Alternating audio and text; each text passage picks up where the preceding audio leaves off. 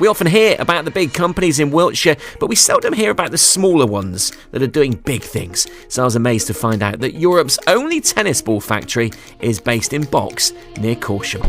Price of Bath have been making them there since 1936, and I decided to go and pay them a visit. Now, as you arrive at reception, you're greeted by big pictures of 94-year-old Derek Price, the driving force and heartbeat of the firm. The company now, though, managed by his daughter Louise. The site's called the Old Stone Yard, and this actually used to be the Box railway station. So across the road was where the passengers used to get off, and this is where the stone was unloaded from the quarries. Such a family concern now, because you were teaching in London, you realised that maybe Dad, whilst he was happy at doing what he was doing, wasn't maximising what the company could be about. Is that fair? I think he simply didn't have time to be able to reach out further, and team effort now. So your cousin on accounts? Yeah, cousin on accounts. Children here on work experience in the summer holidays. Oh, that's handy, isn't it? Eh? Yeah, they're friends, you name it. But it's not just balls, it's rubber seals. I thought that was the world's biggest kick-in tee, like Johnny Wilkinson would kick off, but it's actually a seal for what, submarine? It's for ships, for gas bottles. So we buy our rubber in from Malaysia.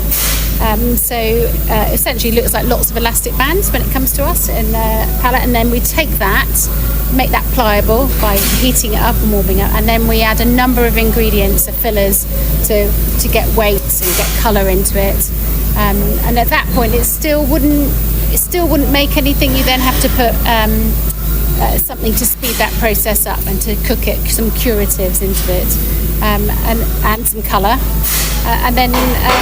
and then you can mould it into something. So essentially you can make anything, any colour you like, depending on what you put into it. But obviously if you put a black filler in, for instance, this has got white fillers in, which means you can change the colour. Do you get sick of that smell or not? Or is that for you the smell of, family and the smell of success? So growing up, obviously my dad was working all the time, but I remember him coming home in the evening.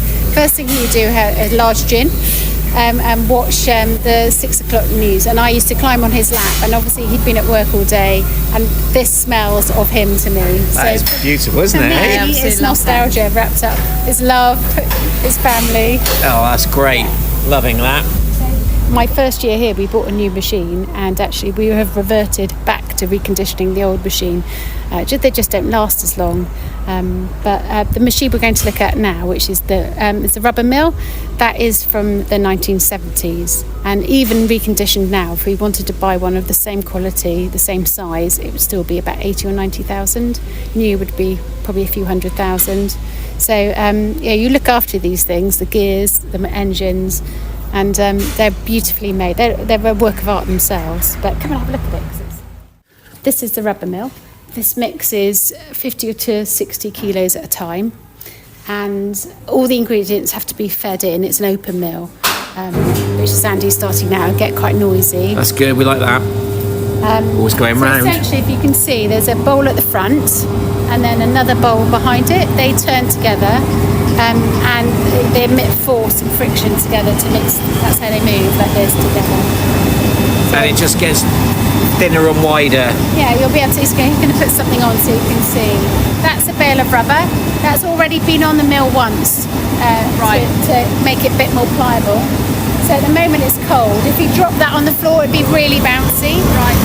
This is what makes a tennis ball mix. So these are the ingredients weighed out, just like you would for cake. So to make one batch of tennis balls. How many in a batch? About 800. They were in Wimbledon in the Ralph Lauren pop-up studio, so that's amazing to see. On court, a tournament in one of the big clubs in London. It's always amazing when you get great feedback. But really, the thing for me is yes, we'd all love our balls to be played at big tournaments, but for me, it's people who order from the website who then write back and say, tried your balls, they play just like the ones I expect them to do. It's a joy to have found something made in the UK, and that to me is where I feel proud, because I feel like we've done the right thing. We've given somebody a product they're expecting that's good quality and that comes from something good. Or my dog's not punching it yet. Yeah, well, It's lasted 300 country walks. yeah, we do It's get still that. going. Most people buy the pressureless ball for that. That is the sturdiest ball for the dogs. With bells in, is that right? Yeah, we do them with bells. told you. That started because a lady contacted us because her dog was, his sight was failing, and he loved playing with tennis balls, and he just couldn't see them anymore. So she asked us if we would, and now we make thousands of them.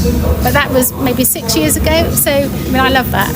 Yeah. So will you, who knows what's around the corner for us, but given the choice, would you be like your dad in your 90s walking around the factory floor? Can you foresee that? Yeah, I've got absolutely no intention of retiring. This doesn't feel like work to me. It's hard work. It can be stressful sometimes, but it's almost like coming to work to do your hobby. I love it, and I love being involved in everyone's lives. I love seeing the orders coming in and out. And I like the strategy planning of thinking about what next, where next, what can we do, what's different.